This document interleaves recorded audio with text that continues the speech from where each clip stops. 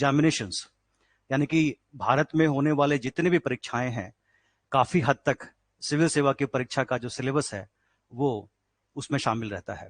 और अगर आप इसकी तैयारी करते हैं तो बहुत सारे परीक्षाएं हैं जिसमें आप अच्छे नंबरों के साथ सक्सेसफुल हो सकते हैं। सिविल सेवा के बारे में आज का जो हमारा डिस्कशन है उसमें हमने दो चीजों को इंक्लूड किया है।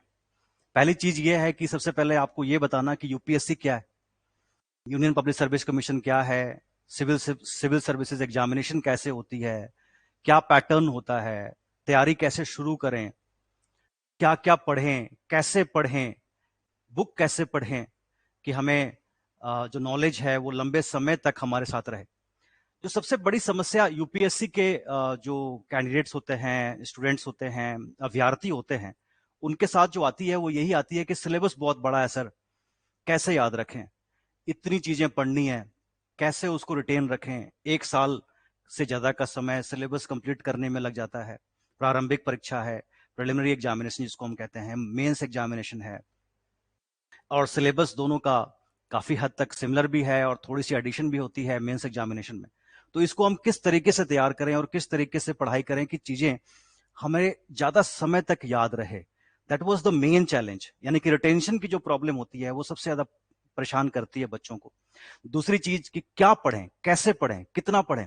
हर बार यूपीएससी अपना पैटर्न चेंज कर रही है। अगर आप में से किसी ने पिछले इस साल के यूपीएससी एग्जामिनेशन का क्वेश्चन पेपर देखा होगा प्रीलिम्स का, तो वो काफी डिफरेंट था वो पहले के पैटर्न से। तो अपनी तैयारी हमें कैसे करनी चाहिए कि हर एक एस्पेक्ट कवर हो और क्वेश्चन कैसा भी पूछा जाए उसमें से हम अप्रोक्सीमेटली 75 to 80% का टारगेट लेके चलें। देखिए, सबसे पहली बात जो ये है कि हम कोशिश करते हैं 100% अचीव करने की, और वहीं पे हमारी गलतियां शुरू होती हैं। हर एग्जामिनेशन को तैयार करने के लिए आपको एक पर्टिकुलर स्ट्रैटेजी बनानी होगी, चाहे वो हिमाचल एडमिनिस्ट्रेटिव सर्विसेज हो या यूपीएससी हो या कोई भी और एग्जामिनेशन हो। हमें यह पता होना चाहिए कि हमें कितना स्कोर करना है जो हमारे लिए सेफ है और जिसके बाद हम इस पर्टिकुलर एग्जाम को क्वालिफाई क्रैक कर सकते हैं। मेंस एग्जामिनेशन में हमें कितना स्कोर करना होगा और किस तरह की स्ट्रैटेजी करनी होगी और कौन से एस्पेक्ट्स हैं जो सबसे ज्यादा इंपॉर्टेंट हैं उस एग्जामिनेशन को क्रैक करने के लिए। तो ये कई सारी सवाल हैं, कई सारे डिस्कशंस हैं, कई सारी चीजें हैं जिसके ऊपर आज हम यहाँ पे चर्चा करेंगे। देखिए, नॉलेज असल में नॉलेज कैसे बनती है? नॉलेज तब बनती है जब हम उसके इस्तेमाल के तरीके को समझें। हमारे पास नॉलेज है लेकिन हम उसका इस्तेमाल नहीं कर पा रहे प्रैक्टिकल लाइफ में या प्रैक्टिकल चीजों में, या उसको एनालाइज नहीं कर पा रहे, उसको समझ नहीं पा रहे, उसमें डिटेल डिस्कशन नहीं कर पा रहे, तो काफी हद तक वो नॉलेज हमारे काम का नहीं होता। तो इसीलिए सबसे पहले जो डिस्कशन शुरुआत होगी वो ये होगी कि यूपीएससी क्या है, सिविल सर्विसेज एग्जामिनेशन क्या है और किस तरीके से इसका सिलेबस तैयार किया गया है, और उस सिलेबस को तैयार करने की हमारी स्ट्रेटेजी क्या होनी चाहिए, इसके ऊपर आज हम यहाँ पे चर्चा करेंगे। अगर आपके कोई प्रश्न हुए, जी वेरी गुड मॉर्निंग जी, आपके अगर कोई क्वेश्चन हुए तो पब्लिक चैट ऑप्शन में आप मुझे बता सकते हैं। माइक्रोफोन का यूज करके आप मुझसे डायरेक्टली इंटरेक्ट भी कर सकते हैं, और साथ के साथ सेशन खत्म होने के बाद भी आप मुझसे स्पेसिफिक अगर कोई क्वेश्चन आपका है वो भी आप पूछ सकते हैं। जी, बहुत सारे लोगों ने अपने हाथ खड़े किए हैं, अभी सेशन की शुरुआत ही है, तो गिव मी सम टाइम, अभी कुछ चीजें हम डिस्कस कर लेते हैं, उसके बाद definitely will discuss your queries also. जी, तो हमारा आज का टॉपिक जो है वो road map to UPSC civil services examination है। इसके ऊपर जो पहला टॉपिक है वो इस तरह से है। इसको कंडक्ट कौन करता है? Union public service commission constitutional body है जी, कॉन्स्टिट्यूशनल बॉडी है। पेपर कैसा होता है? ऑफलाइन होता है, ये ऑनलाइन पेपर नहीं होता, ऑफलाइन पेपर होता है। मीडियम इंग्लिश और हिंदी दोनों रख सकते हैं। मैंने ये देखा है कि हिमाचल प्रदेश में बहुत सारे बच्चे हिंदी माध्यम के साथ इस परीक्षा में आना चाहते हैं, तो ऐसी कोई बात नहीं है कि वो नहीं कर सकते, बिल्कुल कर सकते हैं। हिंदी मीडियम या हिंदी माध्यम के बच्चों के लिए बहुत ही अच्छी अपॉर्चुनिटी है कि वो इसकी तैयारी करें, वो चाहे यूपीएससी का हो या हिमाचल एडमिनिस्ट्रेटिव सर्विसेज का हो, दोनों में ही वो अपियर हो सकते हैं। साल में एक बार आता है, नोटिफिकेशन फरवरी में आती है, एग्जाम मई या जून में होता है। आगे बढ़ते हैं। सर्विसेज। तो सर्विसेज को समझने से पहले मैं आपको अपने तरीके से कुछ चीजों को समझाना चाहता हूं कि यहां पे हम अगर इसको इस तरह से देखें, सिविल सर्विसेज एग्जामिनेशन यानी कि लोक सेवा परीक्षा। तो लोक सेवा परीक्षा जो है इंडिया में वो दो तरीके से लिया जाता है। पहला है यूपीएससी के through, union public service commission, संघ लोक सेवा आयोग, और दूसरा है स्टेट पब्लिक सर्विस कमीशन यानी कि राज्य लोक सेवा आयोग। तो जैसे कि आपके हिमाचल में Himachal Pradesh public service commission होता है, ठीक है, या इसको आप एचएएस भी कहते हैं, या पंजाब में पंजाब पब्लिक सर्विस कमीशन होता है, हरियाणा में हरियाणा पब्लिक सर्विस कमीशन होता है। तो लगभग हर स्टेट में अपना एक पब्लिक सर्विस कमीशन होता है जो सिविल सर्विसेज के लिए एग्जाम कंडक्ट करती है। यूपीएससी यानी कि संघ लोक सेवा आयोग या स्टेट पब्लिक सर्विस कमीशन दोनों ही कॉन्स्टिट्यूशनल बॉडी है। क्या है? संवैधानिक जो है एक संस्था है। संवैधानिक संस्था का मतलब हुआ कि इस पे सरकार का नियंत्रण सीमित रहता है, यानी कि जब ये नोटिफिकेशन इशू करते हैं तो कितने पोस्ट के लिए करें, क्या करें, एग्जाम कब कंडक्ट करें, कब सुटेबल टाइम रहेगा, क्या रहेगा, उसके लिए सरकार का इंटरफेरेंस हो सकता है। लेकिन एग्जाम कैसे हो, पेपर कैसे हो, पेपर चेक कैसे हो, ठीक है, और क्वालिफाइंग क्राइटेरिया क्या होना चाहिए, ये सभी चीजें ये खुद ही तय करते हैं। इसमें बिल्कुल भी सरकार का कोई इंटरफेरेंस नहीं होता। इसको स्वायत्त संस्था, ऑटोनोमस बॉडी के रूप में एस्टैब्लिश किया गया है। आगे बढ़ते हैं। यूपीएससी और एसपीएससी को अगर आप ध्यान से देखें, यानी कि जो हम अभी डिस्कस करने जा रहे थे, जो भी हम डिस्कस कर रहे थे, यहां पे देखिए सर्विसेज, सिविल सर्विसेज एग्जामिनेशन जो प्रेजेंटेशन यहां पे बनाई गई है, इसको अगर हम यहां पे देखें तो सर्विसेज, सिविल सर्विसेज एग्जामिनेशन में तो ये काफी हद तक वही बातें हैं जो मैं आपको बताने जा रहा हूं। अब यहां पे बताया गया all India services, group A services, group B services, ये प्रेजेंटेशन आपके साथ शेयर किया जाएगा, लेकिन इसको इस तरीके से समझने में थोड़ी सी परेशानी हमें आ सकती है अगर हम बिल्कुल भी हमें इसके बारे में नहीं पता। तो इसको हम सिंपल तरीके से, सिंपल भाषा में समझने की कोशिश करते हैं। यूपीएससी में जो सिविल सर्विसेज एस्पिरेंट्स होते हैं उनको दो कैटेगरी में बांटा जाता है। पहला कैटेगरी है all India services, all India services, all India services, all India services, and दूसरा है central services. All India services में और सेंट्रल सर्विसेज में क्या फर्क है? ऑल इंडिया सर्विसेज और सेंट्रल सर्विसेज का फर्क बहुत सिंपल है, आसान है, इसको अच्छे तरीके से समझ लीजिए। ऑल इंडिया सर्विसेज में आपको कैडर अलॉट होता है। आपने ध्यान दिया होगा जब कभी आप किसी आईएएस ऑफिसर के बारे में पढ़ते हैं न्यूज़पेपर में, मैगजीन में, या उनके बारे में कुछ आपको इंफॉर्मेशन लेनी होती है तो उनके नाम के साथ आपको कैडर, यानी कि वो पंजाब कैडर के हैं, हिमाचल प्रदेश कैडर के हैं, या कौन से बैच के हैं, 1980 बैच के हैं, इस तरह की इंफॉर्मेशन भी शेयर की जाती है। तो कैडर का मतलब क्या होता है? कैडर का मतलब ये है, सिंपल तरीके से समझ लीजिए, कि वो जो ऑफिसर है वो उसी स्टेट में रहेगा और उसका सर्विस टेन्योर में ट्रांसफर अपने ही स्टेट के अंदर हो सकता है। टेक एन एग्जांपल कि अगर आपकी joining as an IAS officer Himachal Pradesh में होती है और हिमाचल कैडर आपको मिलता है, तो आपकी जो ट्रांसफर होगी वो हिमाचल के अंदर ही होगा। आप सेंटर में जाएंगे या किसी और स्टेट में जाएंगे, जा सकते हैं, लेकिन ऑन डेप्यूटेशन, नॉर्मल ट्रांसफर आपका नहीं हो सकता। तो इंडिया में यूपीएससी के थ्रू ऑल इंडिया सर्विसेज में सिर्फ 3 सर्विसेज हैं, सिर्फ 3 सर्विसेज हैं जो ऑल इंडिया सर्विसेज के अंडर आती हैं। कौन कौन सी हैं? पहला, इंडियन एडमिनिस्ट्रेटिव सर्विसेज,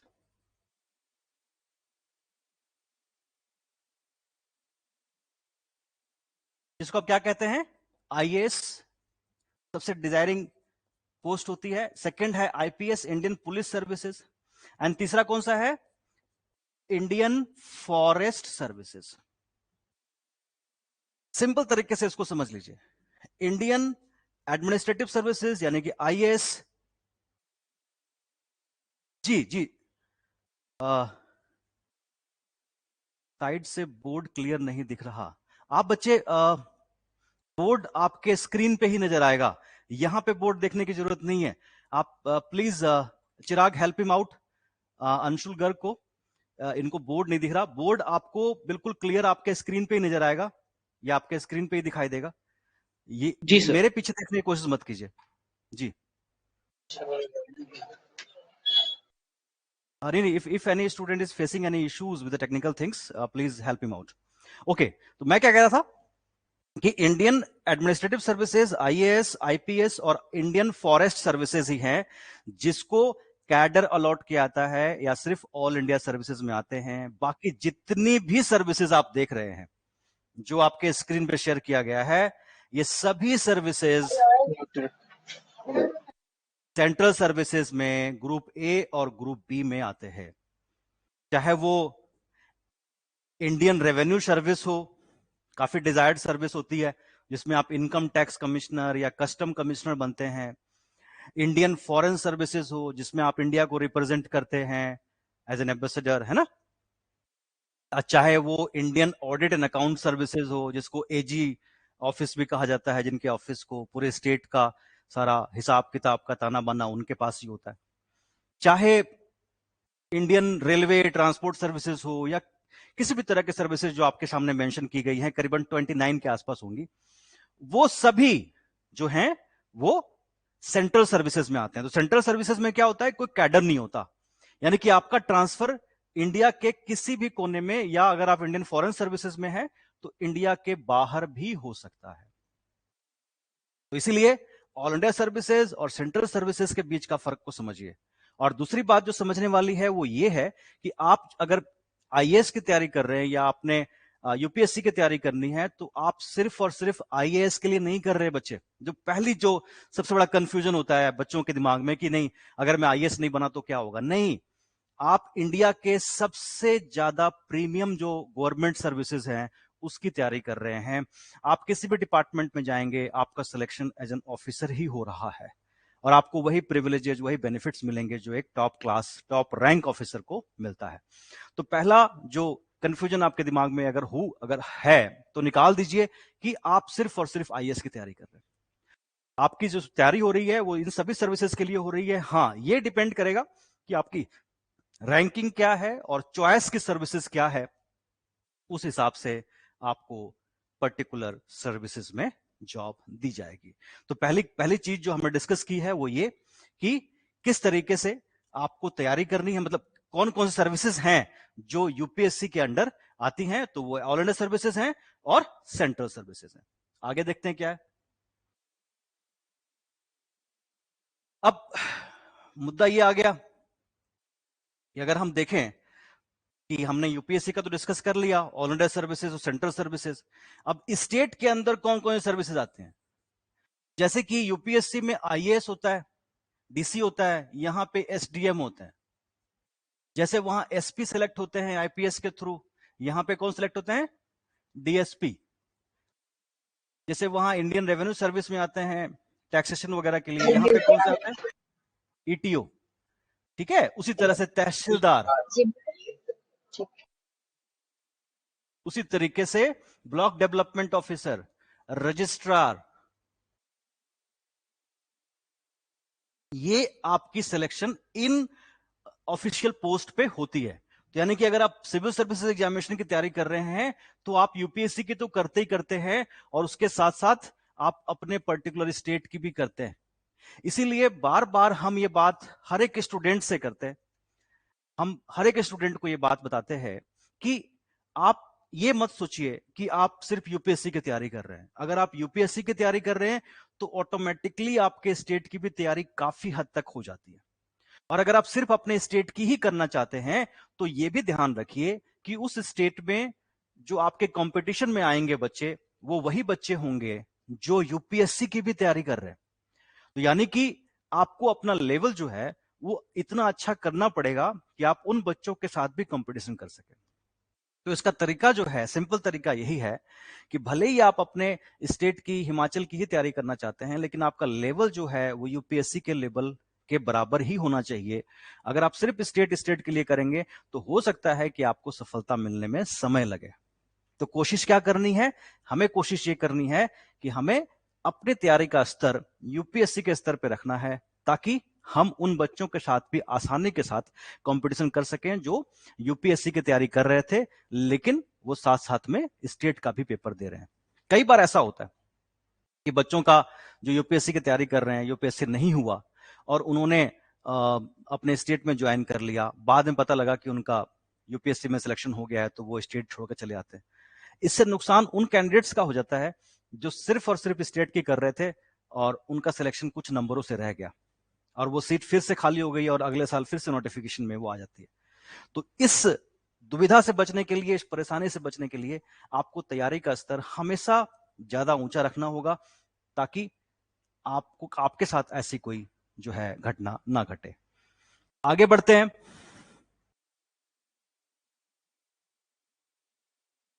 अपने स्लाइड में आगे बढ़ के देखते हैं क्या लिखा हुआ है। Preparation strategy. तो सबसे पहले प्रिपरेशन स्ट्रेटेजी में क्या है? Know the pattern and syllabus.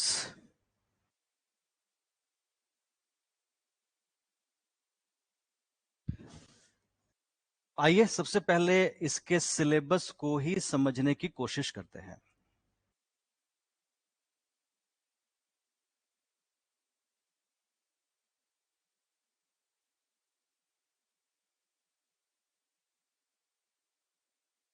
Exam exam 3 stage का होता है, सभी को पता है। प्रीलिम्स, मेंस और इंटरव्यू। देखिए, सिलेबस डिस्कशन से पहले मैं आप सबके साथ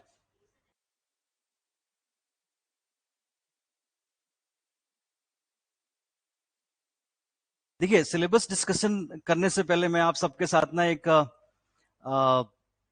स्टोरी डिस्कस करना चाहता हूं। हुआ ये कि एक बार एक्सपेरिमेंट किया गया।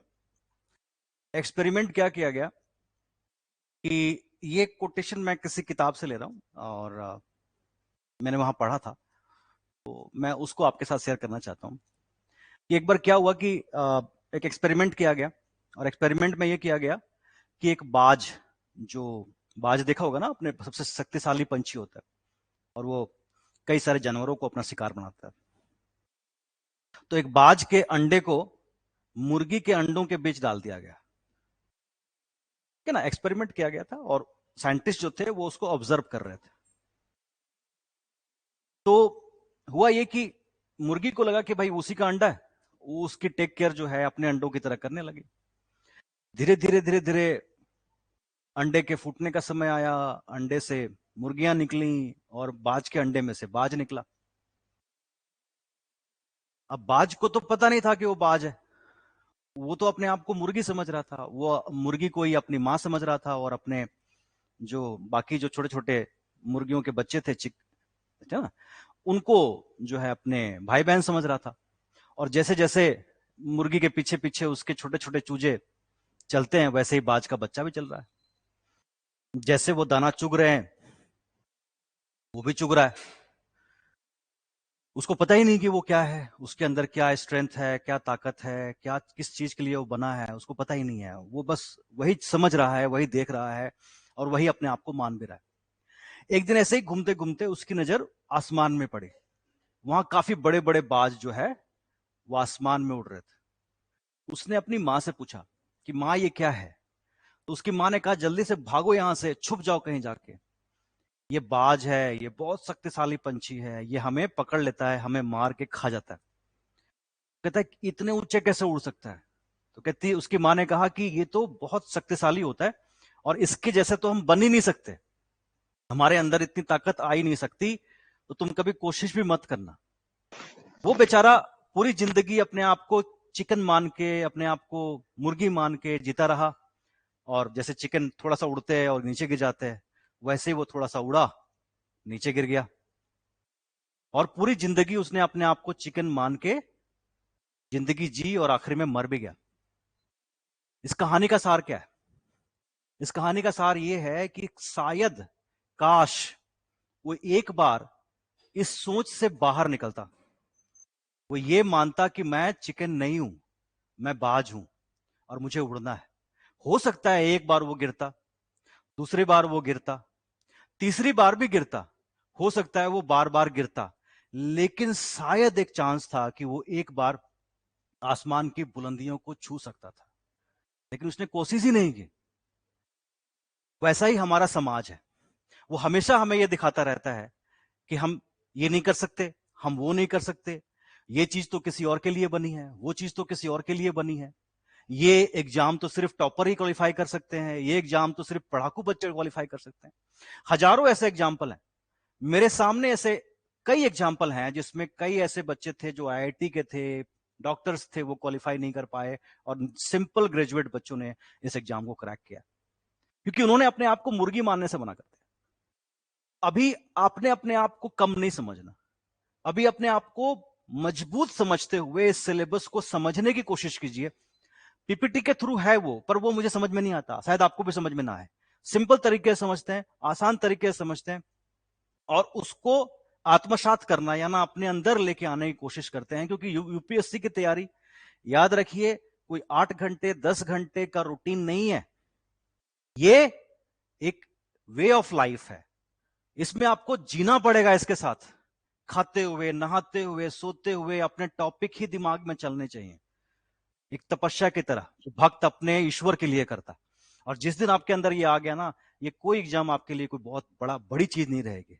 तो आइए समझते हैं पहले कि हमें पढ़ना क्या क्या है, करना क्या है, फिर हम आगे डिस्कशन को बढ़ाने की कोशिश करते हैं। तो प्रीलिम्स एग्जामिनेशन क्या है? प्रीलिम्स एग्जामिनेशन आपके यूपीएससी में और एचपीएससी में लगभग एक जैसा है, कोई फर्क नहीं है, तैयारी आपको एक ही तरीके से करनी है। तो प्रीलिम्स एग्जामिनेशन क्या है? ये स्क्रीनिंग टेस्ट है, आपका सिलेक्शन एक्चुअल में मेंस और इंटरव्यू के नंबर को मिला के होगा। लेकिन प्रीलिम्स इसलिए लिया जाता है क्योंकि इंडिया के अंदर यूपीएससी एक क्रेज की तरह है।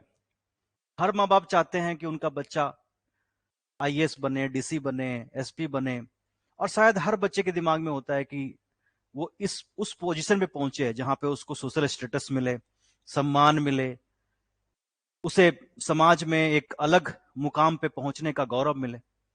तो प्रीलिम्स एग्जामिनेशन इसलिए रखा जाता है क्योंकि लगभग हर एक बच्चा जो ग्रेजुएट है वो इस एग्जाम की तैयारी करने के लिए फॉर्म भर फिल करता है। और सबसे बड़ी बात यही है कि यूपीएससी के एग्जाम को देने के लिए आपके पास कोई स्पेसिफिक क्वालिफिकेशन या स्पेसिफिक परसेंटेज होने की जरूरत नहीं है।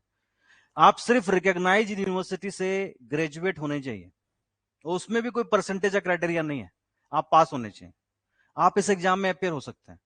तो लगभग नॉन सीरियस कैंडिडेट्स भी, सीरियस कैंडिडेट्स भी, हर तरह के लोग इस एग्जाम में फॉर्म फिल कर देते हैं और यूपीएससी के लिए बड़ा चैलेंजिंग हो जाता है। तो इस भीड़ को कम करने के लिए और सिर्फ सीरियस कैंडिडेट्स को ही आगे मौका देने के लिए एक स्क्रीनिंग टेस्ट रखी गई है, जिसको प्रीलिम्स या प्रारंभिक परीक्षा कहा जाता है। 2 पेपर होते हैं इसमें। कौन कौन से पेपर होते हैं? जनरल स्टडीज, सामान्य अध्ययन, और सिविल सर्विसेज एप्टीट्यूड टेस्ट।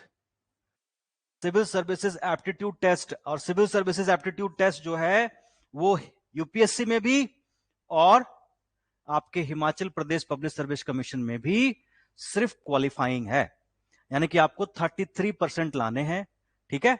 और यहां पे मैं अभी बात करूंगा यूपीएससी की, तो यूपीएससी में दोनों के जो मार्क्स होंगे वो 200 के होंगे। तो यहां पे तो आपको 66 मार्क्स लाने हैं, तभी आपका पेपर चेक होगा। ये जो एग्जाम होता है ये एमसीक्यू बेस्ड होता है, मल्टीपल चॉइस क्वेश्चन बेस्ड होता है, यानी कि 4 ऑप्शंस, एक क्वेश्चन होगा, 4 ऑप्शंस होंगे, उसमें से एक में टिक करना होगा। लेकिन लेवल जो है काफी अच्छा होता है, तो इसीलिए हम इसको बिल्कुल आसान नहीं कर सकते, इसके लिए काफी डिटेल्ड स्टडी की जरूरत पड़ेगी और मेहनत करनी पड़ेगी जी। अगर यूपीएससी की बात करूं तो 200 मार्क्स में से अगर आपके 110 नॉर्मली जो ट्रेंड देखा गया है या उससे ऊपर आपका स्कोर आता है तो यू विल बी सेफ, आप सुरक्षित माने जाते हैं और आपको अपनी मेंस की तैयारी शुरू कर देनी चाहिए। आप प्रीलिम्स में क्वालिफाई कर जाएंगे, क्योंकि नॉर्मली इससे ऊपर जो है कट ऑफ नहीं जाता। तो आपको अपनी तैयारी शुरू कर देनी चाहिए मेंस की, यानी कि आंसर राइटिंग की। आगे बढ़ते हैं। अब जीएस क्यों कहते हैं इसको, जीके क्यों नहीं कहते? जीएस इसलिए कहते हैं क्योंकि इसमें काफी ज्यादा डिटेल्ड स्टडी की जरूरत पड़ती है।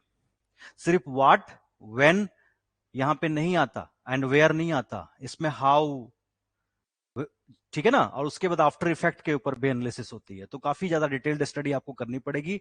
शुरुआत नॉर्मली एनसीईआरटी से ही की जाती है, ताकि आपको पता हो कि हाँ इसकी बेसिक अंडरस्टैंडिंग क्या है, ठीक है, ताकि आपको समझ में आ जाए कि क्या क्या पढ़ना है, सिलेबस में क्या है। तो बहुत बड़ा चैलेंज एनसीईआरटी नहीं है। अगर ध्यान से स्ट्रेटेजीज के साथ पढ़ा जाए तो 1-1.5 महीने 2 महीने में इसे आसानी से रीड किया जा सकता है। कैसे रीड करना है वो भी मैं आपको बताऊंगा, लेकिन सबसे पहले आपको यह करना है कि यह समझना है कि इसमें डिटेल्ड स्टडी की जरूरत है, तो इसीलिए इसको अच्छे से ही पढ़ना होगा। और सिर्फ एक बार रीडिंग से काम नहीं बनने वाला। Revision is the key to success. ये मूल मंत्र आप अभी से एकदम अपने गांठ बांध लीजिए कि आपको रिवाइज करते रहना है, रिवाइज करते रहना है। बहुत सारे बच्चे आते हैं, सर सिलेबस कंप्लीट हो गया, अच्छा बताओ सिलेबस में क्या क्या है, टॉपिक कौन कौन से हैं, सर याद नहीं है। ऐसे नहीं। अगर आपके सब्जेक्ट को तैयार कर रहे हैं तो सब्जेक्ट के हर एस्पेक्ट को आपको तैयार करना है। आपने सिलेबस खत्म कर लिया, उससे यूपीएससी को कोई मतलब नहीं।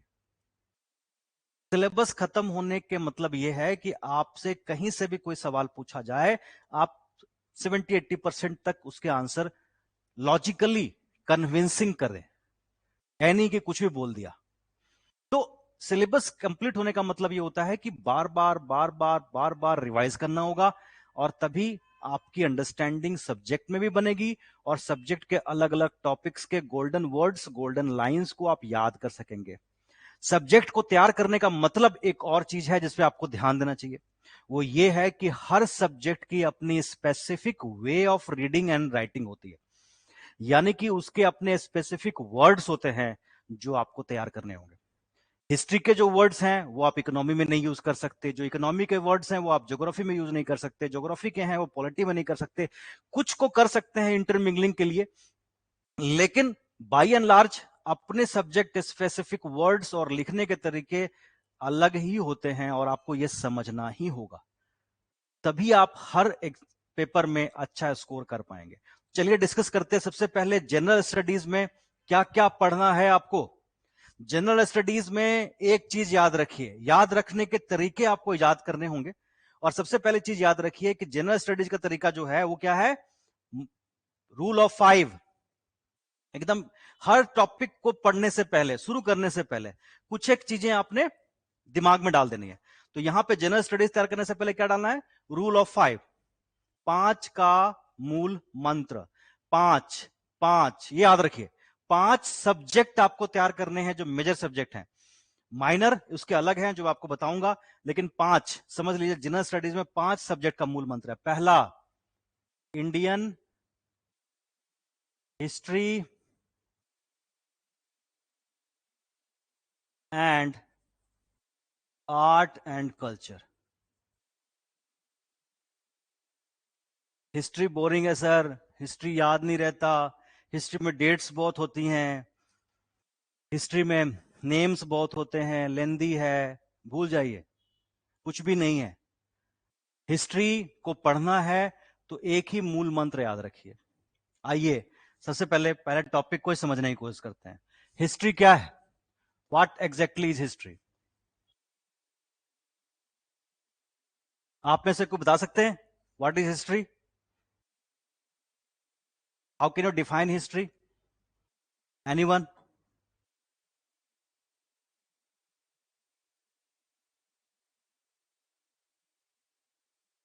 Past events. अमन अगर हम ध्यान दें तो ये काफी लेंदी नहीं हो गया? मतलब पास्ट इवेंट तो कल मैंने ब्रेकफास्ट में ब्रेड खाया था, तो ये भी हिस्ट्री बन गया? थोड़ा सा हमें स्पेसिफिक होना पड़ेगा। नहीं, और खास करके जब हमें यूपीएससी देना है तो और भी स्पेसिफिक होना पड़ेगा, और खास करके कितनी चीजें याद रखनी है तो भी स्पेसिफिक होना पड़ेगा। वो तरीका क्या पढ़ने का, इसको समझिए। मैं इसके थ्रू आपको इसको पढ़ने के तरीके को समझा रहा हूँ। Record of past event. जी जी, कंचन कुछ टाइप कर रहे हैं। जी, आप सभी पार्टिसिपेट कर सकते हैं। अगर आप में से कोई कुछ बोलना चाहते हैं तो भी बोल सकते हैं। मेरे पास हेडफोन है, मुझे सुनाई देगा। जी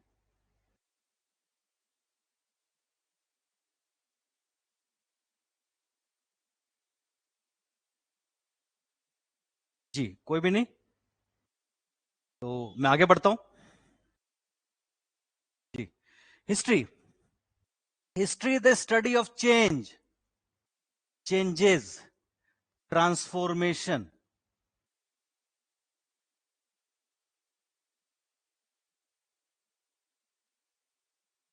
अगर इतिहास में बदलाव ही ना हो तो पढ़ेंगे क्या? तो हिस्ट्री में हम पढ़ते क्या है? बदलाव को पढ़ते हैं। इंसान की जो फितरत है ना, वो हर चीज को बदलता रहता है, चेंज करता रहता है। जो पास्ट में जो बदलाव हुए, यानी कि मैं अगर अमन की बात को थोड़ा सा एलोबोरेट करूं तो इसका मतलब बिल्कुल क्लियर रहेगा कि अगर मैं पास्ट के इवेंट्स में ये देखूं कि किस इवेंट ने क्या बदलाव किया, तो वो हमारे लिए इंपॉर्टेंट हो जाता है। जी, अगर मैं ये देखूं कि ये जो बदलाव है उसके पीछे रीजंस क्या है, कई सारे रीजंस होते हैं। Study of past events which are particularly related to human affairs. Very good Ujjwal, आप सभी सही हैं, अमन भी सही है, उज्जवल भी सही है। लेकिन हमें ऐसी चीजों को याद रखना है जो लंबे टाइम तक याद रहे, जो लॉजिकल हो, और जो हम एग्जाम में इस्तेमाल कर सके, और जो सबसे डिफरेंट भी हो, इम्प्रोवाइज्ड हो। एक ही चीज अगर मान लीजिए कि 2000 बच्चे मेंस में बैठ रहे हैं, 3000 बच्चे मेंस में बैठ रहे हैं और सभी एक जैसा लिख रहे हैं, तो ऑब्वियस है नंबर उसी को मिलेगा जिसने कुछ इम्प्रोवाइज किया, कुछ नया दिया, है ना? तो तरीके हमेशा नए इस्तेमाल कीजिए। चेंजेस ऑफ एंड ट्रांसफॉर्मेशन, तो चेंजेस एंड ट्रांसफॉर्मेशन कैसे आता है? सबसे बड़ा रीजन क्या है? इकोनॉमी। पैसा आते ही आदमी बदल जाता है। आर्थिक स्थिति इंसान के रहन सहन को बदल देती है। टेक्नोलॉजी। अब मैं ये पूछता हुआ अच्छा तो नहीं लगूंगा कि आपके पास मोबाइल और इंटरनेट आने पे आपके लाइफ में कोई बदलाव आया कि नहीं आया? तो अगर आपके लाइफ में आया है तो इतिहास का ये बदलाव बहुत महत्वपूर्ण है। एंड तीसरी चीज क्या है? इकोनॉमी के साथ टेक्नोलॉजी, और तीसरी चीज आइडियोलॉजी,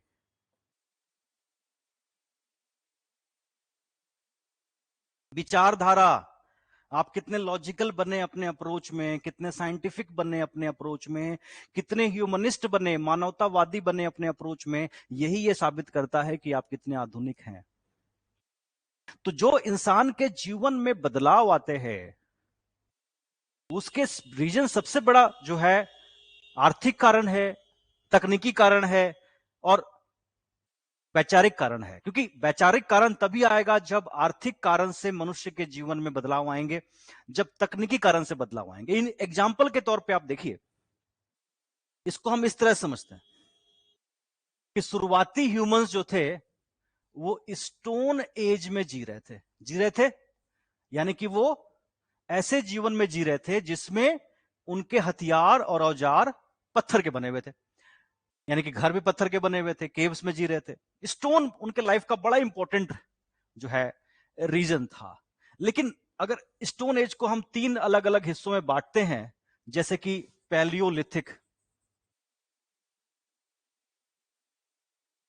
पैलियो का मतलब क्या होता है? पूरा। लिथिक का मतलब क्या होता है? पाषाण। पूरा पाषाण काल, इनके पाषाण काल का पिछला वाला हिस्सा। नेक्स्ट आ गया मेजोलिथिक। लिथिक समझ गए आप लोग, पत्थर है तो सब में आएगा। मेजो मतलब मध्य, पाषाण, सिंपल है। और नया आ गया नियो। नियो आप सब समझते हैं, लिथिक फिर आ गया। नियो का मतलब हो गया नव, पाषाण का मतलब पाषाण, लिथिक का मतलब पाषाण। अब पैलोलिथिक क्या था? ये हिमयुग था, आइस एज। हिमयुग, सॉरी हिंदी में हिम युग। अब हिमयुग में क्या था? सब तरफ बर्फ ही बर्फ, सब तरफ ठंडक ठंडक। मुश्किल से कोई भी रिसोर्सेस इकट्ठा करना, ना जानवर अवेलेबल, जानवर अवेलेबल भी तो मेमथ, बड़े बड़े जानवर अवेलेबल, छोटे जानवरों की बड़ी कमी। तो हिमयुग में मनुष्य का जीवन बहुत कठिन, बहुत मुश्किल, तो पॉपुलेशन भी उस हिसाब से बहुत कम। मेसोलिथिक में क्या हुआ, ट्रांसफॉर्मेशन एज है, जिसमें क्या हुआ कि तब टेम्परेचर बढ़ना शुरू हुआ और बर्फ पिघले, नदियां आई, झरने आए, वनस्पति आए, छोटे जानवर आए, इंसान का जीवन थोड़ा और अच्छा हुआ। नवपाषाण काल में क्या हुआ, न्यूलिथिक में क्या हुआ, उसने क्या सीखा, एग्रीकल्चर और एनिमल हस्बेंड्री, पशुपालन, खेती और पशुपालन करना सीखा। खेती और पशुपालन करना सीखा, और जैसे ही इसका सरप्लस प्रोडक्शन हुआ, जरूरत से ज्यादा उत्पादन हुआ,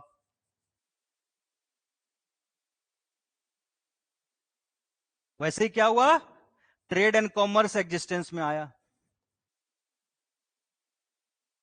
यानी कि आपके पास अनाज ज्यादा है तो आप उसके बदले में भेड़ ले रहे हैं, आपके पास भेड़ ज्यादा है तो उसके बदले में आप कुछ और ले रहे हैं। एक्सचेंज सिस्टम शुरू हुआ, और ट्रेड एंड कॉमर्स के डेवलपमेंट से क्या आए, सिटीज एग्जिस्टेंस में आए, शहर बनने लगे। तो आपने देखा कि ऐतिहासिक परिवर्तन में इकोनॉमी का कितना बड़ा रोल है। अगर इकोनॉमिक डेवलपमेंट नहीं होती तो स्टोन एज से नवपाषाण काल, नवपाषाण काल से हड़प्पा सिविलाइजेशन आता ही नहीं, यह परिवर्तन होता ही नहीं। और टेक्नोलॉजी, यानी कि जब जब इंसान ने नई नई टेक्नोलॉजी का इस्तेमाल करना शुरू किया, तब तक उसके लाइफ में बदलाव इनएविटेबल हो गया।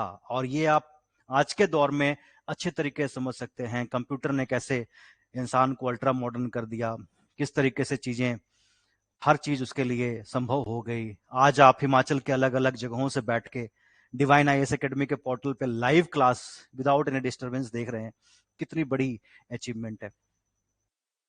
तो ये चीजें, पहले तो देखिए बड़े बड़े चैनल्स है ना, बड़े बड़े स्पोर्ट्स चैनल्स लाइव टेलीकास्ट दिखाते थे, आज हम लाइव क्लासेस लगा रहे हैं। तो इंसान के लाइफ में जो परिवर्तन आया है वही ऐतिहासिक परिवर्तन को दिखाता है, और जब ये चीजें आती हैं तो उसके विचार में परिवर्तन आना इनएविटेबल है, अवश्यम भावी है, इसे रोका ही नहीं जा सकता। ठीक है, पुरानी जो रूढ़िवादी सोच है वो खत्म होती है, नए सोच के लिए जगह मिलती है, और समाज में एक नए युग की शुरुआत होती है। That is the historical thing we always remember, we should remember that. हमें हमेशा ये याद रखना चाहिए कि इतिहास सिर्फ डेट्स का नाम नहीं है, नेम्स को याद करना नहीं है, इसमें जो पढ़ना है वो ये पढ़ना है कि क्या क्या परिवर्तन हुए और कैसे हुए। चीजें जो नाम है, डेट्स हैं, वो ऑटोमेटिकली आपको याद हो जाएंगे, उसके लिए कोई आपको एक्स्ट्रा एफर्ट करने की जरूरत नहीं पड़ेगी। जी, तो हम कहां पे थे, पहला जो हमारा था जी, Indian history and art and culture. Art and culture क्या है, हमारे कल्चर जो है, हम पूजा क्यों करते हैं, हम दिया क्यों जलाते हैं, हम यज्ञ क्यों करते हैं, हम यज्ञ करते हैं तो अग्नि में ही सब कुछ अर्पण क्यों करते हैं, हम अपने मृत लोगों को अग्नि के सुपुर्द क्यों करते हैं, ये हमारा कल्चर क्या था, हमारा रहन सहन ऐसा क्यों है, क्या कारण है इसके। आप में से कोई बता सकते हैं, which has been happened actually and is written manner, very good। एम जी, आप सब सही हैं, लेकिन मेरा काम आपके सही होने को एक दिशा देना है। मैं एक्चुअल में देखा जाए तो आपको पढ़ाने नहीं आया हूं, मैं सिर्फ आपको सिर्फ दिशा दिखाने आया हूं कि पढ़ना कैसे है, उसको रिटेन कैसे रखना है। ज्ञान तो है ही आप में, उस ज्ञान की जो मोतियां हैं उसको बिन करके मुझे एक माला बनानी है और आपको देनी है, ताकि आप उसको मैनेज करना सीख जाएं। I will tell you how to manage your knowledge, how to utilize that.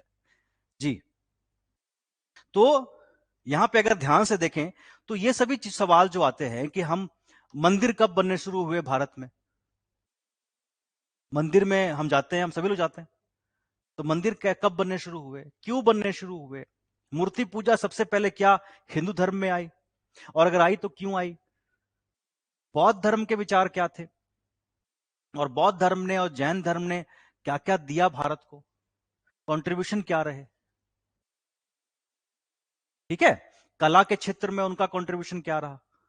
आप लोग आज नेशनल एम्बलम जो है वो सारनाथ के जो बेसिकली पिलर का जो हेड है उसको बनाते हैं ना, आपका जो नेशनल एम्बलम है अशोक चक्र जिसको आप कहते हैं, तो वो क्या है, वो कब बनने शुरू हुए, कैसे बनाए जाते थे, क्या रीजन है उसका, उसका लॉजिक क्या है, इन सभी चीजों के ऊपर डिस्कशन जरूरी होगी।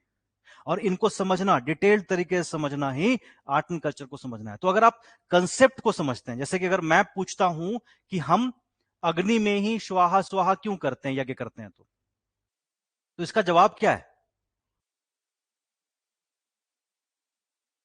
इसका जवाब यह है कि हमारे धर्म में अग्नि देवता को पृथ्वी का देवता कहा गया है। ध्यान दीजिएगा, अग्नि देवता पृथ्वी के देवता है, और पृथ्वी के देवता होने के नाते उनकी जिम्मेवारी क्या है, वो एक जरिया है मनुष्य और देवताओं के बीच में। यानी मनुष्य जो भी अर्पण करेंगे देवता को, वो अग्नि को ही अर्पण करेंगे। इसीलिए आप दिया जलाते हैं घर में, पूजा करते हैं, तो असल में आप दिया नहीं जला रहे, आप कॉटन को और घी को देवता को अर्पित कर रहे हैं थ्रू अग्निदेव। यही कारण यज्ञशाला का होता है, और यही कारण मृत्यु के बाद इंसान को अग्नि के सुपुर्द करने के लिए होता है, कि अग्नि की जिम्मेवारी है कि अब आत्मा को वो स्वर्ग तक लेके जाए। तो ये सभी चीजें हैं जिसको आपको समझने की जरूरत है। आर्ट एंड कल्चर में सिर्फ ये नहीं कि सर फैक्ट बता दीजिए क्या क्या आएंगे, नहीं। आप अगर कंसेप्ट को समझ रहे हैं तो क्वेश्चन में किसी भी तरह से पूछा जाए आप उसका आंसर कर सकते हैं। वेद कब लिखे गए, क्या एक ही समय इनका निर्माण हुआ, क्या इनकी कंपाइलेशन एक ही समय में की गई या अलग अलग समय में की गई, कैसे हुआ, कौन से वेद किस चीज का सूचक है। ऋग्वेद में क्या है, सामवेद में क्या है, यजुर्वेद में क्या है, अथर्ववेद में क्या है, उपनिषद में क्या है, आरण्यक में क्या है, ब्राह्मण में क्या है, उपवेद में क्या है, वेदांग में क्या है, पुराण में क्या है। ये सभी सवाल एक एक लाइन में होने चाहिए इसका आंसर। तो वेद क्या है, तो ऋग्वेद जो है वो प्रेज ऑफ गॉड, देवताओं की तारीफें हैं।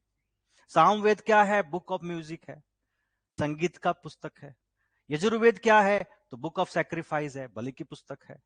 अथर्ववेद क्या है, बुक ऑफ ब्लैक मैजिक है, काला जादू की किताब है। ब्राह्मण क्या है, तो वेदों के मंत्रों को आसान भाषा में समझाने वाली किताब ब्राह्मण है। आरण्यक क्या है, तो जंगल में जाकर किस तरह रहना है, किस तरह से ज्ञान अर्जित करनी है। जी Yugal Kishore, do you have any question, कोई सवाल है आपका। नहीं, okay, I am sorry for that, मे भी गलती से हो गया। तो कहने का मतलब यह है कि हर एक चीजों को समझते हुए आपको आगे बढ़ना होगा। पुराण क्या है, हिस्ट्री प्लस फिक्शन है। और इसको ऐसा नहीं है कि पूरी की पूरी डायरी लिख ली, पूरी की पूरी रजिस्टर भर लिया और याद कुछ है ही नहीं। नहीं, याद रखने के जो तरीके हैं उसमें शॉर्टेस्ट फॉर्मेट को ढूंढना होगा जिससे आपके मैक्सिमम कंसेप्ट को कवर कर सको। तो इस तरीके से आपको तैयारी को आगे दिशा देनी होगी। एक तो हो गया history, Indian history, art and culture. दूसरा क्या होगा, इंडियन पॉलिटी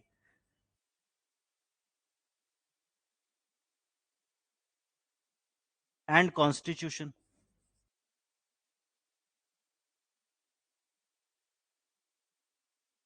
भारतीय संविधान और भारतीय राजनीति।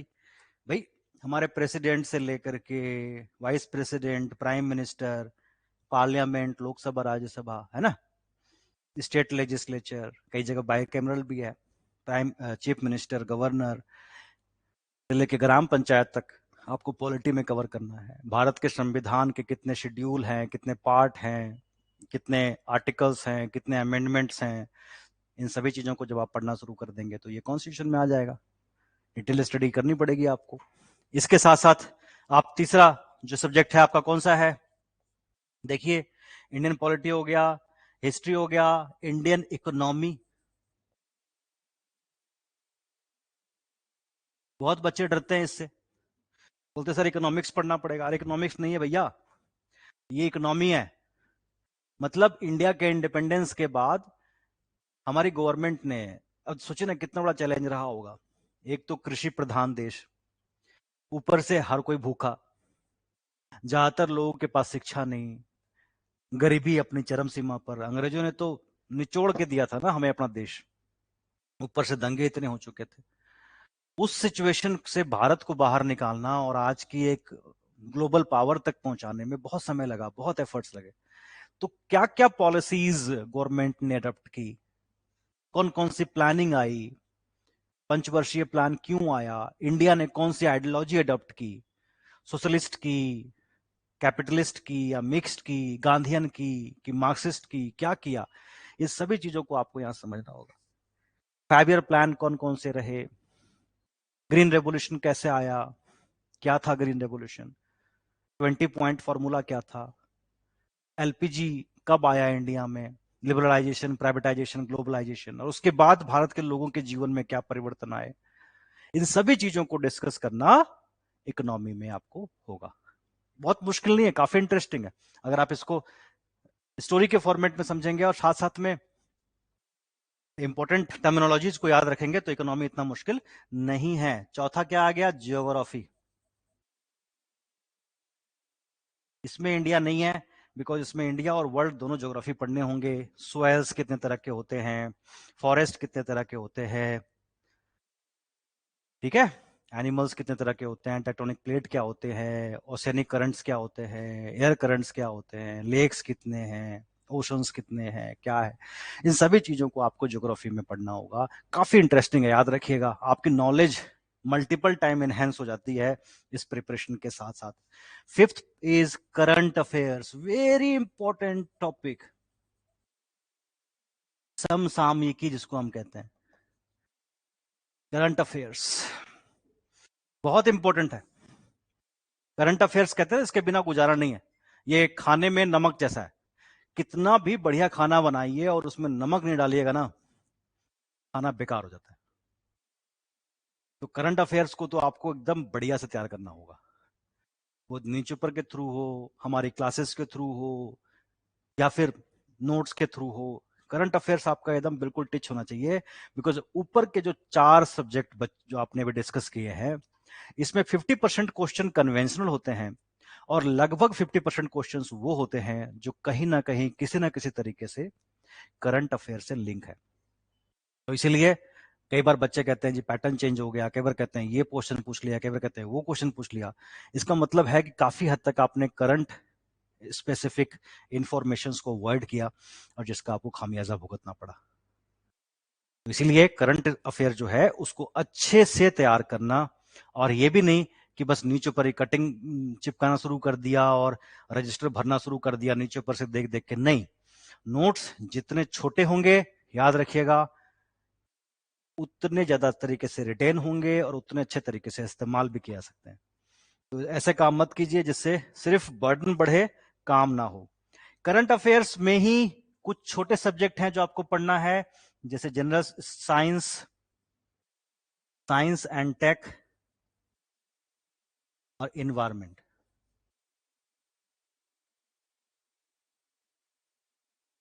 तो इस तरह से आपका जो जीएस है ये पूरा हो गया, और ये आपको अच्छे से तैयार करना होगा अगर आप चाहते हैं कि आपका प्रीलिम्स क्वालिफाई करे। सी सेट में रीजनिंग आती है, मेंटल एबिलिटी आएगी,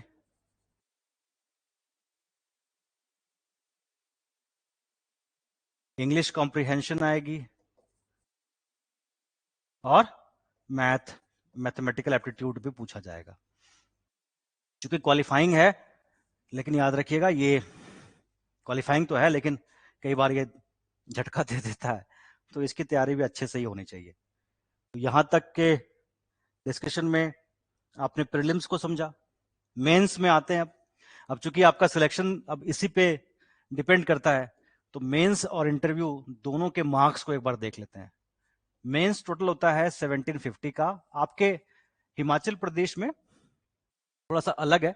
हिमाचल प्रदेश में आपको जैसे जीएस जो है वो 200 नंबर के होंगे, 3 पेपर होते हैं, और बाकी सभी पेपर जो 100 नंबर के होते हैं। ऑप्शनल भी 100, मतलब पेपर ए 100 नंबर का, पेपर बी 100 नंबर का, बाकी सब 100 नंबर के होते हैं। यहाँ पे मेंस जो है वो 1750 नंबर का होगा और इंटरव्यू जो है वो 275 का होगा। तो टोटल स्कोर हो जाएगा आपका 2025 और इसमें से आपका स्कोर तय करेगा कि आप किस सर्विसेज में जाएंगे, आपका सिलेक्शन होगा या नहीं। इसमें जनरल स्टडीज पेपर 1, 2, 4 होते हैं। हर पेपर 250 नंबर का होता है। तो जनरल स्टडीज हो गया आपका 1000 नंबर का। पेपर यही होते हैं जो भी मैंने आपको बताया था। इसमें एडिशन क्या होगी, जैसे कि हिस्ट्री में आपका वर्ल्ड हिस्ट्री ऐड हो जाएगा, इंडिया आफ्टर इंडिपेंडेंस ऐड हो जाएगा, पॉलिटी में इंटरनेशनल रिलेशन ऐड हो जाएगी, इकोनॉमी में स्टेट आ जाएगा। इसके अलावा कई सब्जेक्ट जैसे कि disaster management, internal security, ethics and integrity. Ethics and integrity मेरे ख्याल हिमाचल में नहीं है और यूपीएससी में है। तो ये सब्जेक्ट आपके ऐड हो जाएंगे और इसकी टोटल 4 पेपर आपके बन जाएंगे, जिसकी तैयारी, क्योंकि मेंस जो है वो सब्जेक्टिव होता है, सब्जेक्टिव होता है, यानी कि आंसर राइटिंग बड़ा इंपॉर्टेंट है। यहाँ पे सबसे इंपॉर्टेंट जो एस्पेक्ट रहेगा वो रहेगा आपका आंसर राइटिंग, यानी कि किसी भी क्वेश्चन को देख करके आपने आंसर किस तरह से फ्रेम करना है। Framing of your answer is the key to success here. तो आपको आंसर फ्रेम करना, लॉजिकल आंसर लिखना, लैंग्वेज पे कमांड करना बहुत जरूरी है। अगर ये नहीं है तो बहुत जेनरिक आंसर हो जाएंगे और बहुत जेनरिक आंसर के साथ आपके स्कोर उतना अच्छा नहीं होगा। तो फिर कहोगे कि सर पेपर तो बहुत अच्छा हुआ था लेकिन स्कोर नहीं आया, क्योंकि हमने उसको लॉजिकल रखा या नहीं रखा, या जो क्वेश्चन पूछा गया था हम उसी में अपने आंसर को फ्रेम कर पाए नहीं कर पाए। इसकी प्रैक्टिस बहुत जरूरी है और इसकी प्रैक्टिस यहाँ पे हम आपको कराएंगे ताकि आप काफी अच्छे तरीके से आंसर फ्रेम करना सीख लें। जीएस के साथ साथ आपका पेपर जो होगा ऑप्शनल का, ऑप्शनल का मतलब होता है एक सब्जेक्ट चूज करना। हिस्ट्री हो गया, पॉलिटिकल साइंस हो गया, पब्लिक एडमिनिस्ट्रेशन हो गया, कोई भी सब्जेक्ट आप चूज कर सकते हैं। काफी सारे ऑप्शंस अवेलेबल होते हैं वहां। इसमें 2 पेपर होंगे, पेपर ए, पेपर बी। हर पेपर 250 नंबर का है। आपके हिमाचल में 100 नंबर का है, 200 नंबर होता है, लेकिन यहाँ पे ये 500 नंबर का है। तो आप ये देखिए कि 1000 नंबर का जीएस हो गया, 500 नंबर का आपका ऑप्शनल हो गया। तो 1750 में से 1715 में से 1500 तो यही हो गए। तीसरा होगा आपका एससे। इसमें भी 2 ऑप्शन होंगे आपके, सेक्शन ए, सेक्शन बी, 1, 2, 3, 4। इसमें से आपको किसी एक एक में 2 में लिखने होंगे। 125 मार्क्स के होंगे और ये इसमें वर्ड लिमिट जो होती है वो 1000 से लेकर के 1200 तक होती है और ये टोटल हो गया आपका 250। तो आपका ये 1750 कंप्लीट हो गया। लेकिन यहाँ पे लैंग्वेज का पेपर भी होता है। लैंग्वेज में एक आपका इंग्लिश कंपलसरी होती है, एक आप हिंदी, पंजाबी या कोई भी एक ले सकते हैं लैंग्वेज। जो कॉन्स्टिट्यूशन में हमारे 22 लैंग्वेजेज हैं उसमें से कोई भी आप ले सकते हैं और इसके बाद आपका इंटरव्यू होता है। तो इस तरीके से आपको तैयारी करनी होती है। तैयारी का पैटर्न जो है बाय एंड लार्ज सेम है। तैयारी के लिए आपको शुरुआत में बेसिक फाउंडेशन कोर्स करना होता है, फाउंडेशन स्टडीज करनी होती है, चाहे आप सेल्फ स्टडी करें या किसी के गाइडेंस में करें या कोई इंस्टीट्यूट ज्वाइन करें। आपको सबसे पहले सब्जेक्ट के साथ इंट्रोडक्शन अच्छी होनी चाहिए, सब्जेक्ट के नेचर को समझना होगा कि सब्जेक्ट चाहता क्या है आपसे, किस तरीके से आप उसको समझें। उसके बाद फिर आप थर्ड स्टेज में आते हैं जिसमें आपको हर एक एस्पेक्ट को समझना, जानना और उसके बाद जो क्वेश्चन आ रहे हैं उसके आंसर करने। प्रीलिम्स के तैयारी का तरीका अलग होता है, मेंस के तैयारी का तरीका ऑल टुगेदर डिफरेंट है। प्रीलिम्स के तैयारी में आपके एक्सटेंसिव स्टडी होती है, रिविजन्स होते हैं, फैक्चुअल मेमोराइजेशन होती है, एमसीक्यू प्रैक्टिस होती है और मेंस में आंसर राइटिंग प्रैक्टिस एकदम की। ठीक है, डिटेल्ड स्टडी, एनालिटिकल स्टडी और साथ साथ में क्वेश्चन को समझना, आंसर फ्रेम करना, ये आपको करना होगा। इंटरव्यू आपकी पर्सनालिटी असेसमेंट है, किस तरीके से आप पर्टिकुलर सिचुएशन में बिहेव करते हैं उसके ऊपर डिस्कशन रहती है। आई होप कि आप लोगों को ओके सी सेट दोबारा जी। सी सेट में बच्चे रीजनिंग है, मेंटल एबिलिटी है, इंग्लिश है, मैथ है, मैथमेटिकल एप्टीट्यूड है बेसिकली, वो आपको तैयार करना पड़ता है। इंग्लिश कॉम्प्रिहेंशन भी है। और आप सभी के साथ ये रिकॉर्डिंग शेयर किए जाएंगे, आप चिंता मत कीजिए। हमारे पास जो टेक्नोलॉजी है वो काफ़ी अच्छी है, ये हमने खुद ही डेवलप की हुई है। हमारी अपनी हमारे ग्रुप में आईटी कंपनी भी है, डिव इन्फो सिस्टम, जिसके आईटी के एक्सपर्ट्स ने ये सारा डेवलप किया हुआ है। और आप देख रहे होंगे कि बड़ा यूनिक है ये सिस्टम। तो कोशिश रहती है हमारी कि बच्चों को किसी भी तरह से परेशानी ना आए और हमेशा एक नई टेक्नोलॉजी के साथ ही वो इंटरेक्ट करें। जी, आप आपके कोई क्वेश्चन हैं तो प्लीज मुझसे पूछ सकते हैं। मैं यहाँ पे भी रहूंगा जब तक आपके क्वेश्चंस पूरी तरीके से जो है सॉल्व ना हो जाए, आपकी कोई परेशानी हो तो वो रिजॉल्व ना हो जाए। देखिए, एनसीईआरटी पढ़ने का तरीका क्या है? एनसीईआरटी पढ़ने का तरीका जो है, तविशी चौहान ने क्वेश्चन पूछा है, वेरी गुड क्वेश्चन। एनसीईआरटी पढ़ने का जो तरीका जो मैं बच्चों को सजेस्ट करता हूं वो ये है कि वो सब्जेक्ट स्पेसिफिक होने चाहिए। जैसे कि टेक एग्जाम्पल कि आपने हिस्ट्री की शुरू करी है, तो हिस्ट्री में आपने 6 7 से शुरू हो जाता है, तो 6 7 8 9 10 आप सिर्फ हिस्ट्री ही पढ़े। और एक बार पढ़ के जो पहली रीडिंग होगी आपकी, उसमें आपको इंडेक्स को अच्छे तरह से देखना है, टॉपिक कौन कौन से हैं, और उसके बाद चैप्टर के अंदर क्या टॉपिक सब टॉपिक है। अभी आपने अंडरलाइन नहीं करना, सिर्फ अपने टॉपिक सब टॉपिक कंसेप्ट क्या क्या बताया गया, एक बार उसको नॉवेल की तरह पढ़ लीजिए। सेकेंड रीडिंग से पहले आपको एक बार जो है प्रीवियस ईयर पेपर जरूर देखना चाहिए।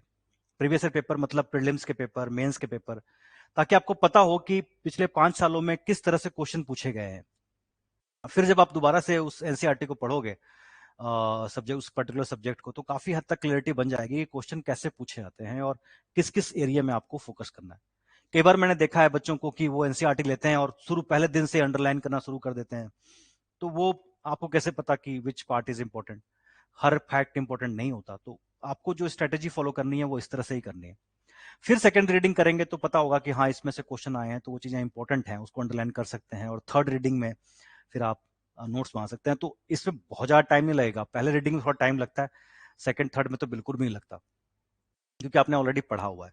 तो उसी तरह से जैसे कि ज्योग्राफी आपने कर लिया, उसी तरीके से इकोनॉमी, तो देखिए मैक्रो इकोनॉमी पढ़ना है आपने, और इकोनॉमी की शुरुआत ही मेरे ख्याल से 9th या 10th में होती है, तो वो तो लिटरेरी स्टेज में ही आएगा। तो आपने थोड़ा साइंस देख लिया और थोड़े से ये सब्जेक्ट देख लिए, हिस्ट्री, ज्योग्राफी, पॉलिटी और साइंस, बस। उसके बाद फिर आप आगे बढ़ गए, फिर 9th और 10th के आपने थोड़े से सब्जेक्ट जो है कवर कर लिए सारे, ज्योग्राफी, हिस्ट्री, पॉलिटी और जनरल साइंस देखने की जरूरत नहीं है, 8 9 तक काफी है वो। और उसके बाद 11th 12th में आप हिस्ट्री, ज्योग्राफी और इकोनॉमी का सिर्फ मैक्रो इकोनॉमिक्स जो है वो आप पढ़ सकते हैं। और एक बार पढ़ने के बाद आई थिंक 2 महीने में कवर हो जाएगा ये सारा। उसके बाद फिर आप अपनी जो है टेक्स्ट बुक स्टडी कर सकते हैं। आकांक्षा, बच्चे मैंने बताया, अभी मैं डिस्कस ही कर रहा था कि बाय एंड लार्ज आपका सिलेबस सेम है, प्रीलिम्स का पैटर्न भी सेम है, यहाँ भी सी सेट जो है क्वालिफाइंग ही होता है, और मेंस में भी आपके जीएस है। मेंस में सब्जेक्ट थोड़े कम होते हैं आपके in comparison to UPSC.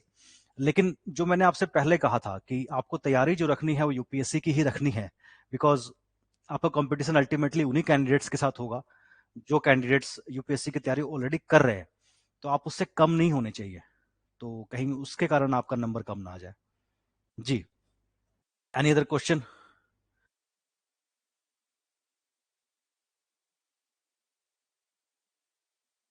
Ji.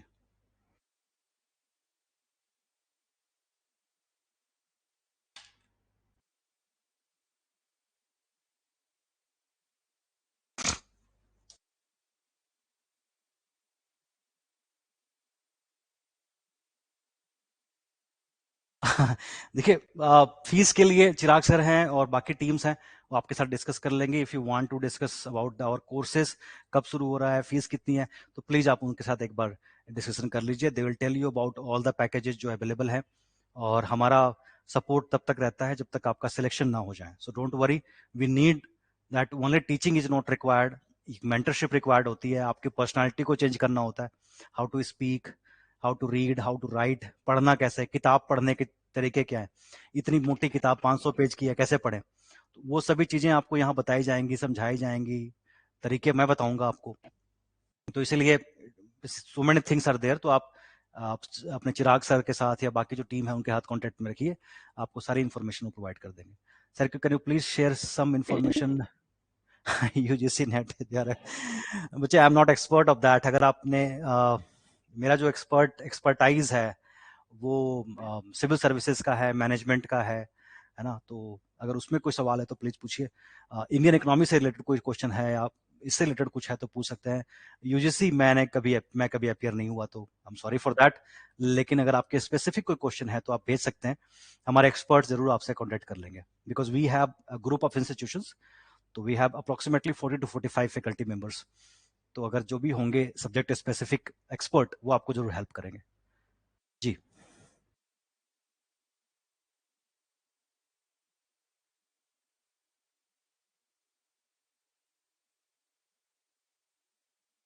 Self study Vanshika, आपको मेरे ख्याल से एक बार एनसीईआरटी शुरू करनी चाहिए, सब्जेक्ट स्पेसिफिक कीजिए, सारी की सारी एनसीईआरटी एक बार मत खरीद लाइए, उससे कहीं ना कहीं कंफ्यूजन क्रिएट होता है।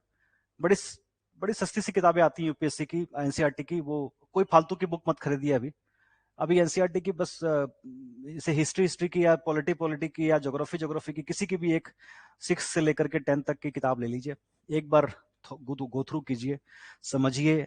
देखिए, पढ़ने से ज्यादा इंपॉर्टेंट है उसको सोचना कि आपने क्या पढ़ा, कैसे पढ़ा। बिकॉज आप पढ़ते जा रहे हैं, भूलते जा रहे हैं, तो वो आपको कहीं पे भी हेल्प नहीं करेगा। आपको वो पढ़ते हुए याद भी रखना है, सोचना भी है कि मैंने किस किस टॉपिक को पढ़ा, कैसे कैसे पढ़ा, क्या टॉपिक में क्या चीजें दी हुई है। मैं अगर ज्योग्राफी पढ़ रहा हूँ तो ज्योग्राफी के साथ मैप भी साथ में रखूं, ताकि मुझे सारा कुछ विजुअलाइजेशन हो। नोट्स कैसे बनाने, नोट्स में हर एक पेज में नंबर होना चाहिए, हर एक इंपॉर्टेंट पॉइंट को अलग कलर से फेयर करना चाहिए, ताकि और बहुत ज्यादा कंटेंट एक पेज में नहीं होना चाहिए। हम क्या करते हैं, बिल्कुल एकदम एक पॉइंट से लेकर दूसरे पॉइंट तक पूरे पेज को भर देते हैं, नहीं, आपने सिर्फ कंटेंट बीच में रखना है, ताकि एडिशनल इंफॉर्मेशन कल को कोई पता लगे उस पॉइंट से रिलेटेड, तो उसको वहां पे एडिशन कर सके। हर रजिस्टर के पीछे के 5 के पेज सिर्फ वर्ड्स के लिए होने चाहिए, सब्जेक्ट स्पेसिफिक वर्ड्स। तो किस तरह से करना है तैयारी, नोट्स कैसे बनाने हैं, बुक कैसे पढ़ना है, वो सब कुछ आपको समझना होगा। तो शुरुआत कैसे करनी है, thank you thank you so much. शुरुआत कैसे करनी है, किस तरह से उसको आगे बढ़ना है, हर एक स्टेप में मेंटरशिप की जरूरत पड़ेगी आपको, तो कोई दिक्कत नहीं है, आप आराम से कीजिए, हमारी जो भी हेल्प होगी हम डेफिनेटली करेंगे आपको। Thank you Mohammad Anas. And qualify करने के लिए अमन, मैंने आपको बताया कि आपके अगर जीएस का ही पेपर चेक होगा, तो 110 नंबर अगर आपके आ जाते हैं ना, तो it will be more than sufficient. Sir what reference book should we prefer for history ancient? Ancient के लिए देखिए, एंशिएंट के लिए आप श्रीवास्तव पढ़ सकते हैं, डीएन झा पढ़ सकते हैं, या रोमिला थापर पढ़ सकते हैं। एक अच्छी बुक है वो एल भाषम की भी है, वो भी आप देख सकते हैं, तो उनमें से कोई भी एक बुक पढ़ लीजिए। मिडिएबल के लिए सतीश चंद्र ठीक है, साउथ इंडिया के लिए नीलकंठ शास्त्री अच्छे हैं, और मॉडर्न के लिए तो आप बीएल ग्रोवर के पढ़ सकते हैं, उसमें थोड़ी सी मॉडर्न से पहले की भी है, यानी कि लेटर मुगल्स भी है। बाकी रेस्ट विपिन चंद्रा तो पढ़ते ही हैं लोग, तो ये किताबें हैं, इनमें से कोई भी एक पढ़ सकते हैं। लैंग्वेज पेपर में क्वालिफाई 33% ही होता है बच्चे, क्वालिफाई उतना ही होता है। Thank you Harsha, thank you so much for giving us that opportunity. बहुत अच्छा लगा आप लोगों से इंटरेक्ट करके, और आई होप कि आपको फायदा जरूर मिला होगा इस सेशन का, और आप लाइफ में जरूर कुछ अच्छा करेंगे और सक्सेसफुल होंगे। और यही हम चाहते हैं कि आप लोग आगे बढ़ें, सक्सेसफुल हुए, और जहां पे हमारा हेल्प है आप बताएं, will be there to help you out. Thank you so much, thank you, thank you so much, it was nice interaction, thank you, Thank you so much, sir. Thank you so much. It was a wonderful session and students का engagement भी काफी रहा, बच्चों के बहुत सारे doubts थे जी जी, and सारे doubts I hope clear हुए हैं students के, they are all satisfied. Thank you so much for your time, sir. बहुत थैंक बहुत यू सो मच, मजा आया thank you and so we much. look forward to more and more sessions like this, sir, आपके end से। और हम definitely चाहते हैं डेफिनेटली, डेफिनेटली डेफिनेटली। अभी तो हमने एक जेनरिक सेशन किया है, बट स्पेसिफिक जैसे कि मॉडर्न हिस्ट्री पे, आर्ट एंड कल्चर पे, या इंडियन इकोनॉमी किसी टॉपिक पे, अगर आप if you want me to have a session, I am on this, there is no problem at all. Thank you sure so sir, much, sure. Thank you so much, thank thank you. You. And again thanks to all, सारे बच्चों को बहुत बहुत धन्यवाद, आपने अपना कीमती time दिया। और हाँ, वेरी इंपॉर्टेंट थिंग, अभी हमारा एक और सेशन है विच इज ऑन वेंसडे, जो होगा 1:30 से 2:30 बजे। उसके लिंक्स आपको शेयर कर दिए गए हैं। वो सेशन होगा अलग अलग अपॉर्चुनिटीज अपार्ट फ्रॉम यूपीएससी, एक ग्रेजुएट के पास क्या क्या अपॉर्चुनिटीज हैं उसके बारे में भी। We have a very experience faculty, mister Rehat Preet Singh. तो अगर कोई स्टूडेंट इंटरेस्टेड है वो सेशन भी ज्वाइन करने के लिए, तो आपको लिंक्स ऑलरेडी मिल गए हैं। और हम आपको एक बार दोबारा भी रिमाइंड जरूर करवाएंगे। एंड टिल देन, अगर आपके कुछ भी क्वेरीज होते हैं, if you want to know the batch timings and all, whatever जो भी क्वेरीज है, जिस नंबर से आपके पास मैसेज आया है उस पे आप रिवर्ट बैक कर सकते हैं। And we look forward to you for another participation on Wednesday. So see you all and all the best. It was a great session. Bye bye.